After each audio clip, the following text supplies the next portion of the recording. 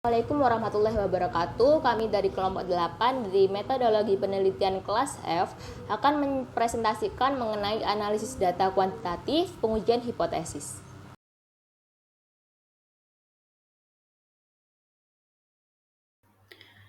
Oke, yang pertama ada kesalahan tipe 1, kesalahan tipe 2, dan daya statik. Nah, untuk metode hipotesis, deduktif memerlukan hipotesis yang dapat dibantah, sehingga hipotesis 0, H0 dikembangkan untuk ditolak demi mendukung hipotesis alternatif atau HA.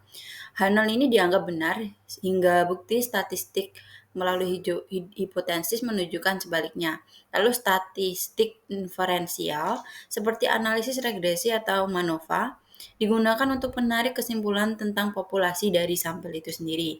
Lalu untuk tujuan pengujian hipotesis itu sendiri adalah untuk menentukan apakah H0 dapat ditolak. Peneliti sendiri dapat menolak H0 dengan tingkat keyakinan tertentu, tetapi selalu ada risiko kesalahan dalam inferensinya. Ada dua jenis kesalahan. Yang pertama ada kesalahan type 1, yaitu probabilitas menolak H0 ketika sebenarnya benar. Lalu ada kesalahan tipe 2, probabilitas gagal menolak H0 ketika HA sebenarnya benar. Kedua jenis kesalahan ini berhubungan secara inverse. Lalu ada daya statik. Daya statik itu sendiri adalah probabilitas menolak H0 dengan benar dan mengindikasikan signifikansi statistik jika ada. Lalu daya statistik itu sendiri tergantung pada alfa, yaitu kriteria signifikan statik. Semakin rendah alfa, semakin rendah daya. Sebaliknya, semakin tinggi alfanya, semakin tinggi daya. Kemudian ada ukuran efek. Ukuran efek ini berpengaruh pada besar perbedaan atau kekuatan hubungan dengan populasi. Perbedaan yang besar lebih mungkin ditemukan dibandingkan dengan yang kecil. Lalu yang ketiga ada ukuran sampel. Peningkatan ukuran sampel menghasilkan lebih banyak daya karena estimasi parameter lebih akurat. Namun ukuran sampel yang terlalu besar dapat menyebabkan efek kecil menjadi signifikan. Lalu ada 4 komponen yang saling terikat dalam inferensi dari uji statik adalah daya uji, alfa, ukuran efek, dan ukuran sampel. Dengan mengetahui tiga komponen, nilai komponen keempat dapat dihitung. Disarankan kita harus menetapkan daya alfa dan ukuran efek terlebih dahulu, lalu menentukan sampel yang sesuai. Kemudian memilih teknik statistik yang tepat. Nah, setelah menentukan tingkat signifikansi statistik untuk menguji hipotesis, langkah selanjutnya adalah memilih metode yang sesuai. Pilihan teknik statistik tergantung pada jumlah variabel independen dan dependen yang kita sedang analisis, serta skala pengukuran dari variabel tersebut. Aspek lain yang perlu dipertimbangkan adalah apakah asumsi yang uji parametrik terpenuhi dan ukuran sampel yang digunakan. Teknik statistik univariat digunakan untuk memeriksa hubungan antara dua variabel. Lalu sebaliknya, jika kita ingin melihat hubungan antara banyak variabel, teknik statistik multivariat diperlukan. Uji yang tepat baik univariat maupun multivariat sangat tergantung pada skala pengukuran yang kita pilih.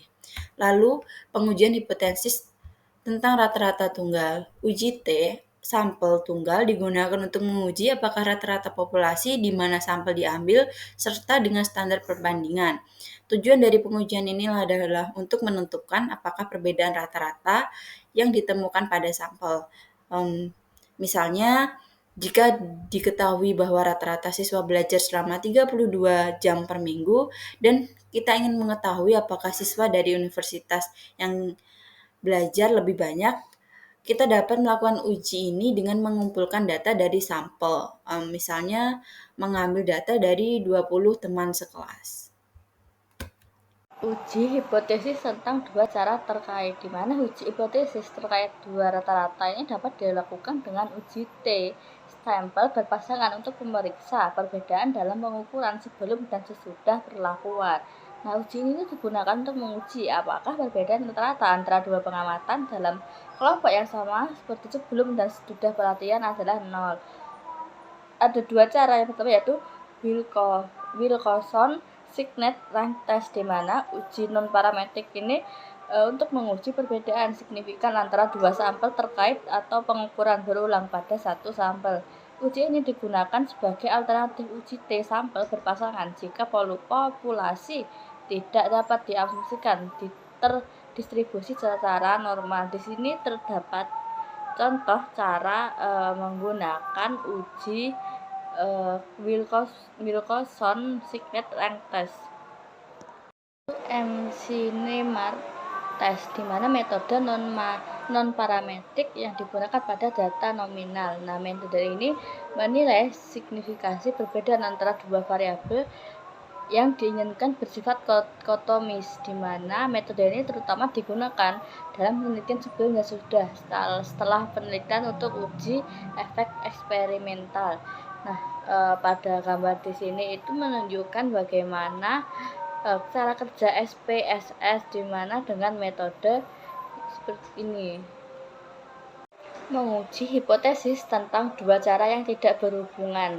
Uji T sampel independen dilakukan untuk melihat apakah ada perbedaan signifikan dalam mean dalam dua kelompok dalam variabel yang diamati, yaitu variabel nominal yang dibagi menjadi dua subkelompok diuji untuk melihat apakah ada perbedaan mean yang signifikan antara dua kelompok yang dibagi pada variabel dependen yang diukur pada skala, interval, atau rasio. Di sini tuh terdapat bagaimana cara kerjanya di SPSS. Nah, dalam uji ini itu menggunakan Excel yang dimana variabel dependen dalam kotak ini dipindahkan kepada variabel independen. Selanjutnya yaitu menguji hipotesis tentang beberapa cara. Uji T sampel independen ini digunakan untuk menguji apakah ada perbedaan rata-rata yang signifikan antara dua kelompok. Namun ketika ada yang lebih dari dua kelompok, analisis varians atau ANOVA lebih tepat digunakan untuk menguji perbedaan rata-rata pada variabel dependen. Gambar di sini tuh menjelaskan bagaimana cara kerjanya di SPSS, di mana terdapat ada menu align Z, kemudian pilih cara compare mean, selalu pilih on way ANOVA, kemudian memindahkan variabel dependen ini ke dalam dependent list. Selanjutnya adalah analisis regresi. Terdapat dua jenis utama. Yang pertama adalah analisis regresi sederhana yang digunakan dalam situasi di mana satu variabel independen memengaruhi satu variabel dependen. Misalnya kita mengusulkan bahwa kecenderungan untuk memilih suatu produk hanya bergantung pada kualitas produk yang dipersepsikan, sehingga informasi yang harus dikumpulkan yakni mengenai kualitas yang dipersepsikan dan kecenderungan untuk memilih suatu produk. Lalu hasilnya dapat digambarkan seperti berikut. Dan pada gambar 15.2 yang menunjukkan adanya hubungan linear antara kualitas yang dipersepsikan dan kecenderungan untuk membeli produk. Lalu untuk meringkas hubungan antara kualitas yang dipersepsikan dan kecenderungan untuk membeli dapat digambarkan garis lurus melalui titik-titik data seperti pada gambar 15.3. Nah, selain itu hasil juga dapat ditampilkan dalam bentuk persamaan linear sederhana, yakni Y sama dengan beta 0 tambah beta 1X tambah epsilon, di mana beta 0 dan beta 1 adalah koefisien regresi, dan beta 0 sendiri adalah intercept, yakni nilai Y saat nilai X sama dengan 0. Nah, B1 adalah kemiringan garis, yakni seberapa besar perubahan dalam Y untuk setiap satu unit perubahan dalam X. Lalu Y adalah variabel dependen, dalam contoh ini adalah kecenderungan membeli. Lalu X adalah variabel independen, yakni kualitas yang dipersepsikan, dan epsilon sendiri adalah kesalahan prediksi. Nah, koefisien determinasi R kuadrat mengukur seberapa baik model sesuai dengan data.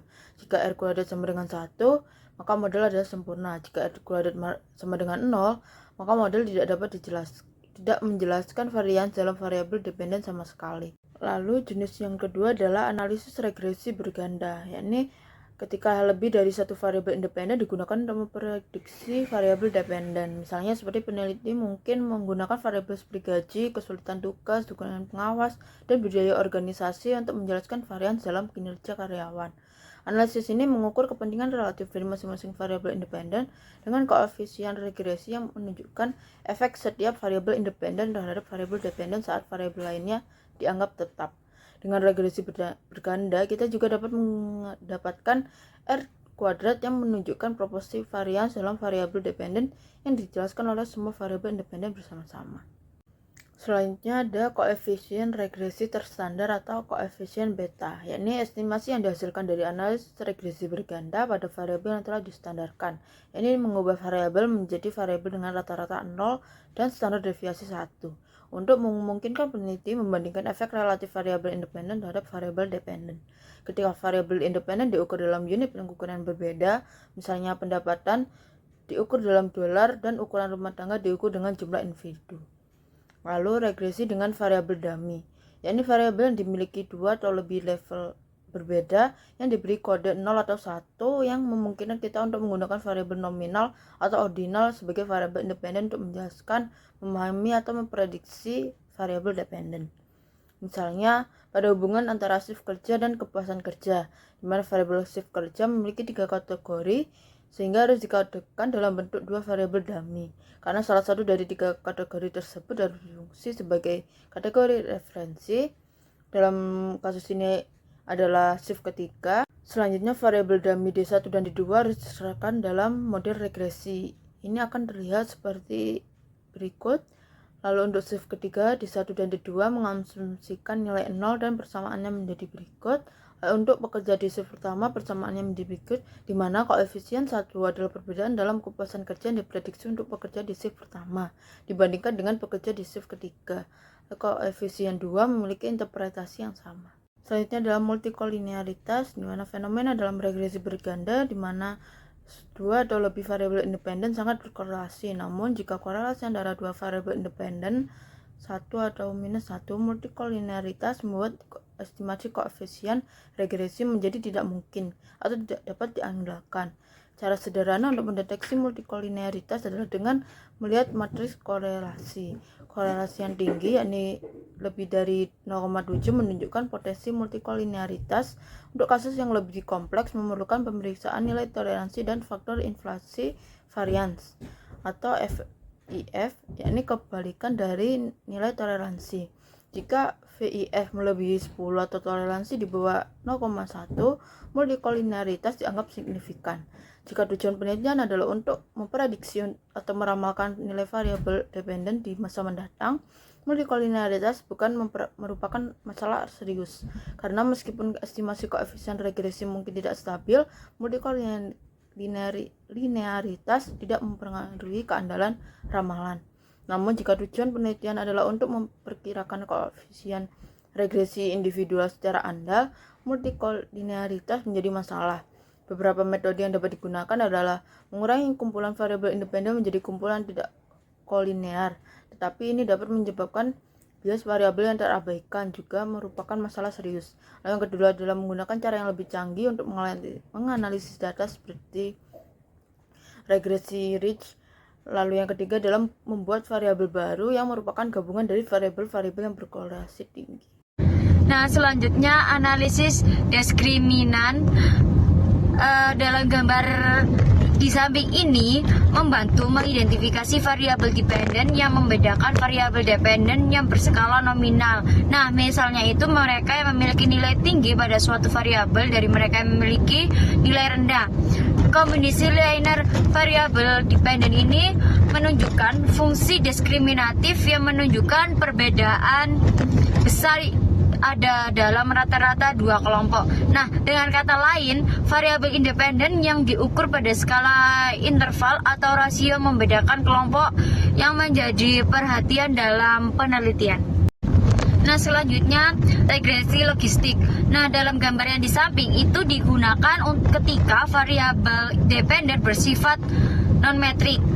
Namun, ketika variabel dependen itu hanya memiliki 2 kelompok, regresi logistik sering lebih disukai karena tidak menghadapi asumsi ketat yang akan dihadapi analisis diskriminan, dan karena itu sangat mirip dengan analisis regresi. Meskipun analisis regresi dan analisis regresi logistik sangat berbeda dari sudut pandang statistik, keduanya itu sangat mirip dari sudut pandang praktis. Baik, selanjutnya ada analisis gabungan, yang dimana teknik statistik yang digunakan dalam banyak bidang ini termasuk pemasaran, manajemen produk, dan riset operasi. Nah, analisis gabungan ini mengharuskan partisipasi untuk membuat serangkaian trade-off dalam pemasaran. Nah, analisis gabungan ini digunakan juga untuk memahami bagaimana konsumen itu mengembangkan preferensinya untuk produk atau layanan. Nah, selanjutnya ada ANOVA 2 arah. ANOVA 2 arah ini dapat digunakan untuk menguji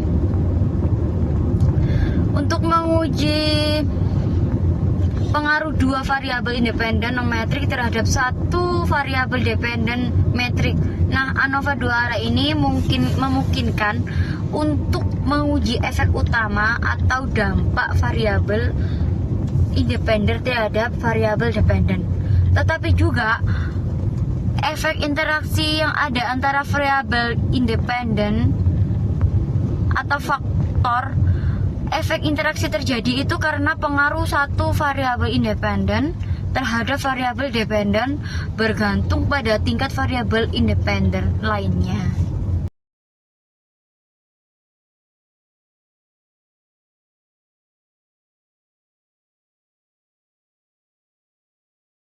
Selanjutnya ada materi mengenai MANOVA. MANOVA itu mirip dengan ANOVA, tapi bedanya kalau ANOVA itu cuma menguji perbedaan rata-rata antar kelompok di suatu variabel, tetapi kalau MANOVA itu bisa menguji beberapa variabel sekaligus. Nah, kalau pakai ANOVA berulang-ulang itu hasilnya bisa bias karena variabel-variabel dependen biasanya saling berkaitan. Nah, kalau MANOVA itu menghindari bias itu dengan menguji semua variabel dependen barengan. Biasanya variabel independennya itu diukur pakai skala nominal dan variabel dependennya itu pakai skala interval atau rasio. Kemudian ada korelasi kanonik. Korelasi kanonik ini digunakan untuk melihat hubungan antara beberapa variabel dependen dan beberapa variabel independen. Misalnya melihat hubungan antara perilaku kerja kayak kehadiran dan keasikan kerja dengan kinerja seperti kualitas dan output. Yang intinya kita ingin tahu perilaku kerja seperti apa yang membuat kinerja bisa menjadi lebih baik. Ada banyak metode statistik seperti univariat, bivariat, dan multivariat yang bisa dipakai untuk menganalisis data. Tapi penting banget buat milih teknik yang tepat tergantung dari berapa banyak variabel yang mau dilihat, jenis skala pengukurannya, apakah syarat uji statistik terpenuhi dan ukuran sampelnya. Kemudian supaya hasilnya bisa mewakili populasi yang lebih besar. Selanjutnya ada Excelsior Enterprise pengujian hipotesis. Nah, dalam penelitian ini ada beberapa hipotesis yang diuji. Hipotesis pertama, pengayaan pekerjaan membuat karyawan lebih cenderung untuk tetap bertahan. Hipotesis 2, rasa keadilan di tempat kerja juga membuat karyawan tidak mau keluar. Hipotesis 3, kelelahan membuat karyawan lebih ingin keluar. Hipotesis 4, kepuasan kerja itu berfungsi sebagai penghubung antara pengayaan pekerjaan, rasa keadilan, dan kelelahan dengan niat karyawan untuk keluar. Nah, untuk menguji hipotesis ini digunakan analisis regresi dengan 3 model. Model pertama melihat bagaimana keadilan, kelelahan, dan pengayaan pekerjaan itu mempengaruhi kepuasan kerja. Model kedua melihat pengaruh ketiga faktor itu terhadap niat karyawan untuk keluar. Model ketiga melihat pengaruh kepuasan kerja terhadap niat untuk keluar sambil mempertimbangkan keadilan, kelelahan, dan pengayaan pekerjaan. Nah, supaya bisa membuktikan ada mediasi, semua faktor itu harus berpengaruh sesuai dengan yang diharapkan. Jika di model 3 pengaruh keadilan, kelelahan, dan pengayaan pekerjaan berkurang dibandingkan model 2, berarti ada mediasi parsial.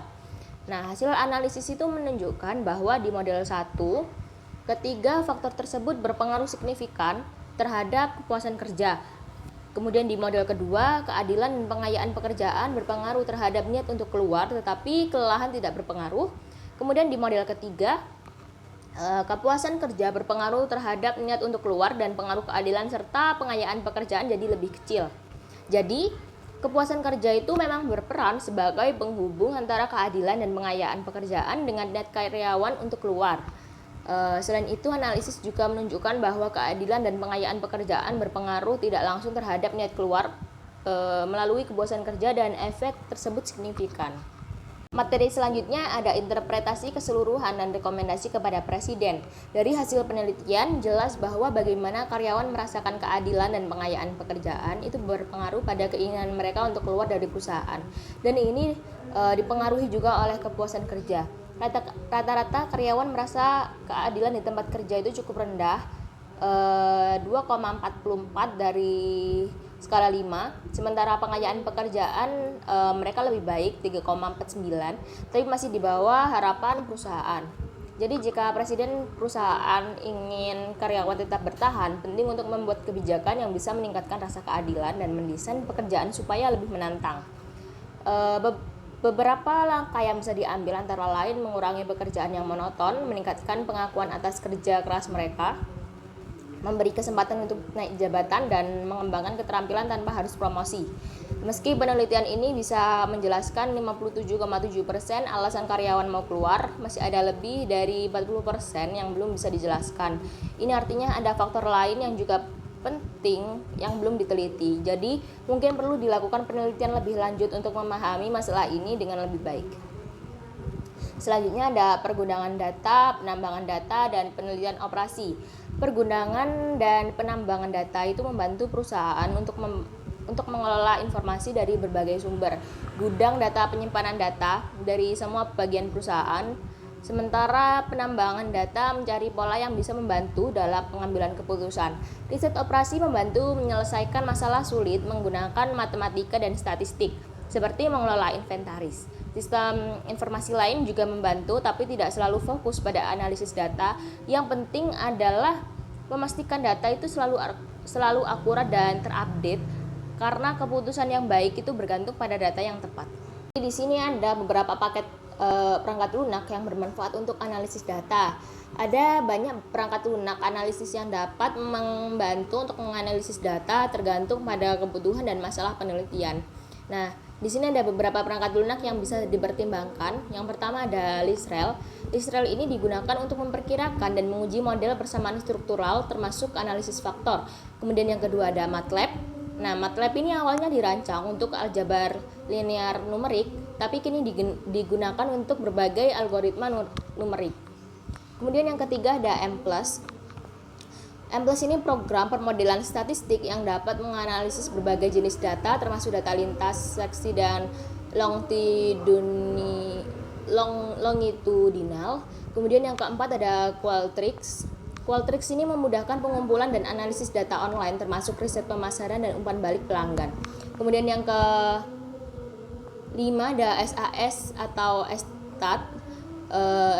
Ini tuh mampu untuk melakukan berbagai analisis statistik, sering digunakan dalam berbagai disiplin ilmu. Kemudian yang keenam ada SPSS, program untuk analisis statistik yang meliputi berbagai metode seperti ANOVA, analisis faktor, dan analisis cluster. Kemudian yang ketujuh ada SPSS AMOS. Ini tuh digunakan khusus untuk model persamaan struktural. Kemudian yang terakhir ada Stata, perangkat lunak statistik yang mendukung banyak metode statistik dan analisis data. Sekian presentasi dari kelompok kami. Mohon maaf apabila ada salah kata. Wassalamualaikum warahmatullahi wabarakatuh.